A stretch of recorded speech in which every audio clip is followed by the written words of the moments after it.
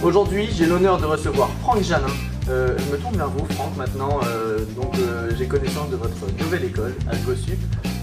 Pouvez-vous également nous présenter votre parcours et comment vous avez fait pour en arriver là? Alors mon parcours, ça va être un peu long, mais disons que j'ai fait toute ma carrière dans l'édition de logiciels et les startups. Et il y a 50 quelques années, j'ai trouvé le besoin de créer une école pour former justement à ces disciplines-là. Donc c'est AlgoSup Vierzon où on forme en 5 ans des bacheliers à faire du développement. Pour ceux qui nous rejoignent, bonjour et bienvenue dans Radio Lycée. Cette émission est diffusée sur le web en direct sur yeps.fr et sur les ondes radio par Radio Darmon sur la fréquence 101.8. Du coup, Franck, qu'est-ce que Alors avant de vous expliquer un peu le contenu, je vais vous parler un tout petit peu de la genèse parce que ça explique bien pourquoi on a créé cette école. Moi je viens du monde du développement logiciel, des startups, j'ai fait ça pendant plus de 30 ans et essentiellement d'ailleurs en Angleterre et aux États-Unis. Et j'ai peut-être recruté, je sais pas, une centaine de développeurs. Les développeurs, c'est les gens qui construisent des logiciels. Une centaine de développeurs dans ma carrière et j'étais toujours frustré de voir que les jeunes diplômés n'étaient pas opérationnels. De l'opportunisme, dans le bon sens du terme, c'était vraiment un choix rationnel. Moi, je viens pas du tout du monde de l'éducation, je viens du monde des logiciels et des startups. Et donc, quand je me suis attelé sérieusement au projet d'AlgoSup, j'ai interrogé des directeurs d'école pour comprendre quels étaient les enjeux, et notamment des directeurs d'école d'informatique. Ils m'ont tous dit la même chose, ils m'ont dit on pourrait avoir 3 fois plus d'élèves, on déménage tous les ans, on n'a jamais assez de place. Donc j'ai mis tout en haut de ma liste le foncier. Donc l'élément le plus critique dans la construction d'AlgoSup, c'était un endroit où il y a de la place. Alors un endroit qui est évidemment bien desservi, où on peut loger les étudiants pour pas très cher, où il y a une qualité de vie, etc. Et donc j'ai commencé à chercher un endroit comme ça. Et un jour, j'ai été présenter le concept d'AlgoSup chez Ledger.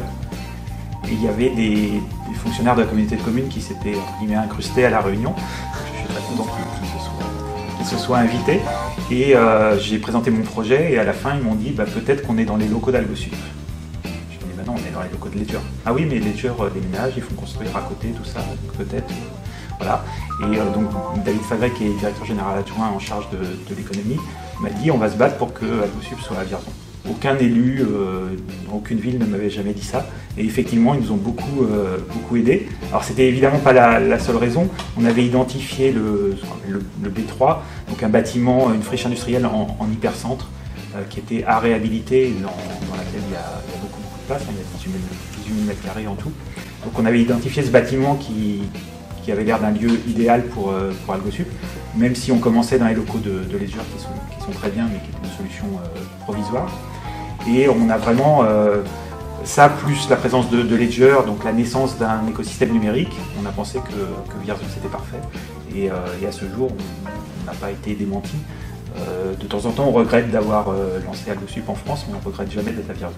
D'accord, donc également la ville de Vierzon a été très présente pour vous, vous a aidé, vous a soutenu dans votre projet. Oui, alors c'est une subtilité technique, la ville n'a pas de compétences économiques, donc c'est plutôt, on parle de la communauté de communes.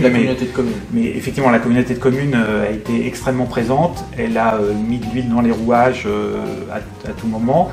Ils ne sont surtout pas tombés dans l'écueil de vouloir faire notre boulot à notre place, donc ils sont restés dans leur rôle. Notamment aller chercher des subventions, décrocher des autorisations, des choses comme ça.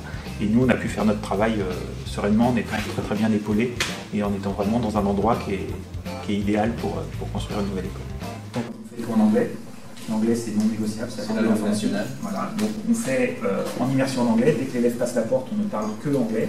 Et malgré tout, on ne veut pas que l'anglais soit un critère de sélection. Donc on accepte des débutants en anglais, on va doucement au début, etc. Mais à la fin, ils sont bilingues parce que ça, c'est incontournable. Une autre décision qui paraît totalement évidente aujourd'hui, qui il y a 4 ans n'allait pas complètement de soi, c'est qu'on a dit qu'on allait former au télétravail. Donc nos élèves, ils sont sur place, parce que paradoxalement, pour bien apprendre le télétravail, il faut avoir été dans la même pièce. Donc tous nos élèves, tous nos profs sont sur place, à Vierzon donc. Mais par contre, on leur enseigne les techniques et les outils et les réflexes du télétravail.